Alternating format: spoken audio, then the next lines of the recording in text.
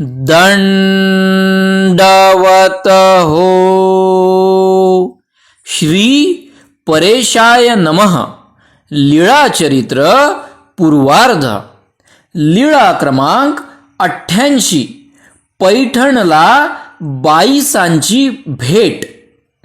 मेहकरवरून त्र्यंबकेश्वरला जाण्यासाठी निघालेला यात्रेकरूंचा मेळावा पैठणला आला. सोबत आपले श्री चक्रधर प्रभू व बोणेबाया सुद्धा आल्या.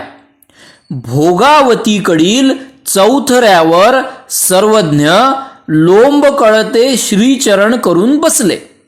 एकाच्या मताने खाली आसनावर बसले. बोणेबायांनी सर्व सामान खाली ठेवले. त्या स्नान करून आल्या आणि सर्वज्ञांना विनंती केली, बा मौन्यदेवा, चला ना गावात जाऊ. सर्वज्ञांनी म्हटले, बाई तुम्ही जा, आम्ही नंतर येऊ. यावर त्या बाया म्हणाल्या, नाही बा, हे मोठे नगर आहे, तुम्ही वाट चुकाल. सर्वज्ञांनी सांगितले, बाई आम्ही नंतर शोधत शोधत येऊ. त्या बाया गावात गेल्या. बाईसाच्या गुंफेत आल्या. बाईसाला भेटल्या व म्हटले, अग नागूबाई, आमच्या बरोबर एक मौन्यदेव म्हणून महात्मे आलेले आहेत. काय सांगू त्यांचे सौंदर्य. आणि त्या सर्वज्ञांच्या आश्चर्याच्या गोष्टी सांगू लागल्या. चोरांची गोष्ट सांगितली, रेड्यांची गोष्ट सांगितली, अष्टमीची लीळा सांगितली. एवढ्याने बाईसाला सर्वज्ञांची आवड निर्माण झाली. बाईसाने विचारले, ते कुठे आहेत. बोणेबाई म्हणाली, ते भोगावती भागाकडे थांबले आहेत. नंतर बोणेबायांनी छाया गोपाळाच्या देवळात मुक्काम केला. बाईसा भिक्षेला गेली. एकाच्या मताने तांब्याच्या तबकात तुळशी घेऊन वामदेवाच्या गुंफेकडे निघाली. तेवढ्यात सर्वज्ञ श्रीचरणी पादत्राणे, श्री मुकुटावर कपडा असे पलीकडून येत होते.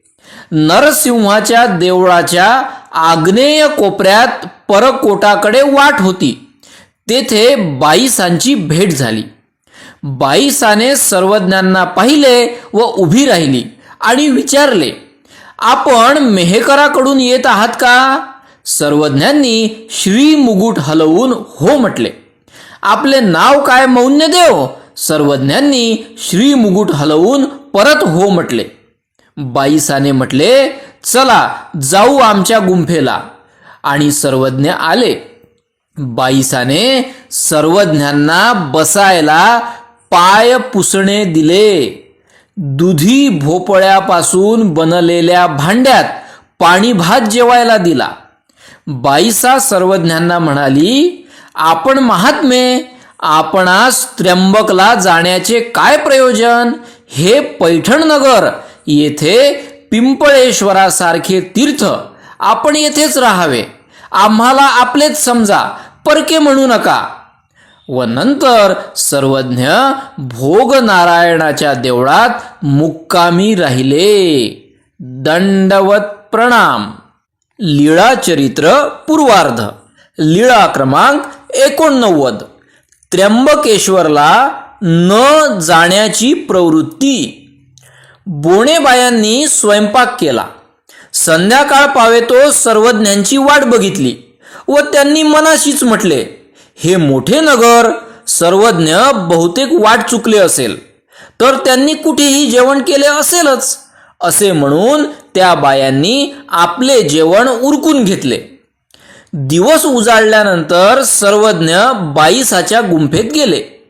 बाईसाने सर्वज्ञांना बसायला परत पाय पुसणेच दिले.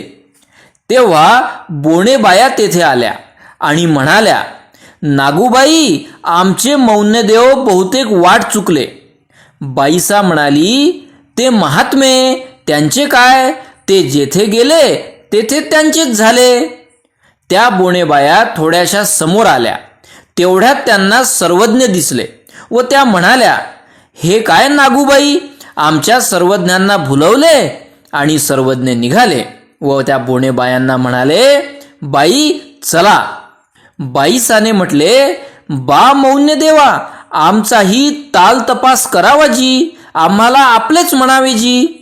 तरी सर्वज्ञ निघाले.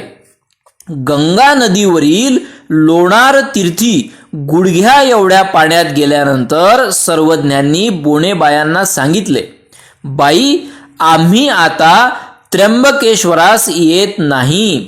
आमच्यासाठी थोडेसे त्र्यंबकेश्वराचे तीर्थ येताना येथेच घेऊन या. त्या बोनेबायांनी म्हटले, चला ना मौन्य देवा, तुमच्यासोबत आम्हालाही त्र्यंबक यात्रा झाली असती. सर्वज्ञ म्हणाले, नाही बाई, आम्ही येत नाही. असे सांगून सर्वज्ञ परतले. काठावर आले. पायात पादत्राणे घातली. बोनेबाया म्हणाल्या, बा मौन्य देवा, आमचे काही चुकले असेल तर ते पोटात सामावून घ्यावे जी, क्षमा करावी जी. नंतर सर्वज्ञ बाईसाच्या गुंफेला आले. बाईसाने सर्वज्ञांना पाहिले आणि आनंदली. भले केले हो बा मौन्य देवा, आपण आलात, असे बाईसा सर्वज्ञांना म्हणाली.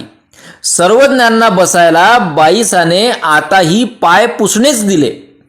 हंसराजा नावाच्या बाईसाच्या शिकिणीने रोजच्या नियमाप्रमाणे बाईसाची पूजा केली. बाईसा सर्वज्ञांच्या दृष्टीशी दृष्टी मिळवत नव्हती. मग सर्वज्ञांना दुधी भोपळ्याच्या भांड्यात बाईसाने पाणी भाताचे जेवण दिले व नंतर सर्वज्ञ भोग नारायणाच्या देवळात झोपण्यासाठी गेले. दंडवत प्रणाम. लीळा चरित्र पूर्वार्ध. लीळा क्रमांक 90. बाईसाला प्रेमशक्तीचा संचार. दुसऱ्या दिवशी सर्वज्ञ बाईसाच्या गुंफेत आले. बाईसाने पुन्हा पाय पुसणेच सर्वज्ञांना बसायला घातले. पूर्वाभिमुख मठातील दक्षिणेकडील भिंतीला लागून सर्वज्ञ उत्तरेकडे मुख करून बसले. उंच ओट्यावर एका आसनावर दुसरे आसन टाकून त्या आसनावर बाईसा स्वतः तिरकस बसली. बाईसाची शिकीण हंसराजा बाईसाची पूजा करू लागली. सर्वज्ञ बाईसाकडे बघायचे आणि बाईसा खाली बघायची, असे 2 वेळा झाले. तिसऱ्या वेळी सर्वज्ञांच्या नजरेला बाईसाची नजर मिळाली. मग सर्वज्ञांनी दृष्टीद्वारे प्रेमशक्तीचा संचार केला.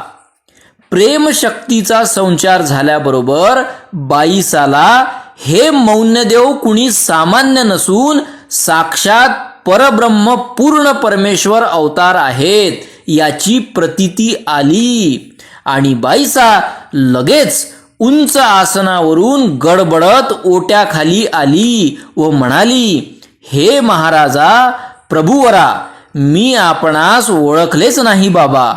म्हणून सर्वज्ञांच्या श्रीचरणावर बाईसाने लोळण घेतले. कारण त्या प्रेमशक्तीमुळे परमेश्वराच्या शरीरातील ईश्वर स्वरूप बाईसांना दिसू लागले. बाईसांनी दुसरी चांगली ताजी फुले आणविली. मग सर्वज्ञांचे श्रीचरण धुतले. ओट्यावर सर्वज्ञांसाठी नवीन उंच रेशमी आसन घातले. पूजा अवसर केला. स्वतः उत्तम स्वयंपाक तयार केला व सर्वज्ञांना ताटात जेवू घातले. गुळणा करण्यासाठी पाणी दिले. पानाचा विडा तयार करून बाईसाने सर्वज्ञांना दिला. याप्रमाणे बाईसा आता रोज सर्वज्ञांची सेवा करीत असत. सर्वज्ञांच्या ताटातला प्रसाद व चरणोदक स्वतः घेत असत.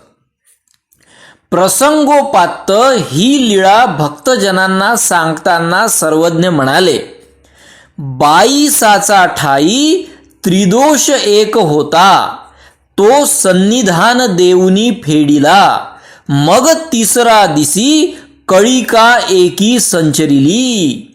यावर सर्वज्ञांनी बाबुळीचा दृष्टांत सांगितला. कव्हणी एक तृषावंत वाटा जातू असे, तव पाणियावरी थोर कण बाबुळी आली असे.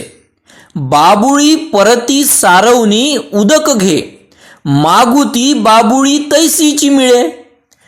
तसे शाब्द ज्ञान पूर्ण झाल्यानंतर सर्व मळांच्या संधी एकत्र करून सर्वज्ञ आपल्या दर्शनीय शक्तीचा संचार करतात. नंतर ते मळ जसेच्या तसे पूर्ववत होतात. दंडवत प्रणाम. सर्वज्ञ श्री चक्रधर स्वामी की जय.